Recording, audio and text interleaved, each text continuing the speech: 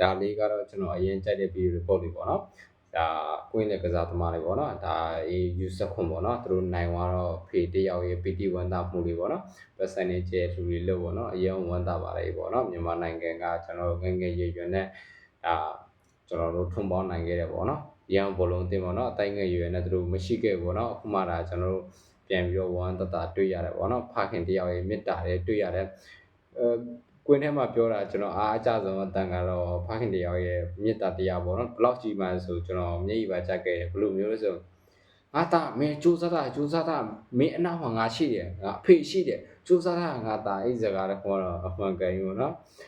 ဖခင်မေတ္တာဘလောက်ကြီးမှကြောင်းကျွန်တော်ပြောပြခြင်းဖြစ်ပါတယ်ပေါ့နော်အောင်ကျေးဇူးတင်ပါတယ်ပေါ့နော်ယောက်ျားလေးဖခင်တွေလည်းတိတ်ပြီးတော့ချီရမတိုင်းကြတိတ်မစိုးကြနဲ့ပေါ့နော်အဖေရဲ့မေတ္တာတော့ကြီးမားတယ်ဆိုလို့ဆိုတော့မရှိဘူးပေါ့နော်ကျွန်တော်ကိုယ်တိုင်တော့တီးခဲ့တယ်ပေါ့နော်ဟိုဒါအဲ့ရလေးတခင်ရဖို့ဘလောက်ကြိုးစားရတယ်ဘလောက်လုပ်ရတယ်ဆိုတာနော်ဖိုင်ခင်တိုင်းနဲ့တီးတယ်အခုဆိုကျွန်တော်တို့ကအသက်အရွယ်တစ်ခုရောက်ပြီနောက်ဆိုရင်အမိမလေးပါရရင်ပဲဆိုရင်ဖိုင်ခင်နေရရောက်လာခါကျရင်ဘလောက်ကြီးမားလဲဆိုတော့ပုံပြီးတိတာလာမှာပါ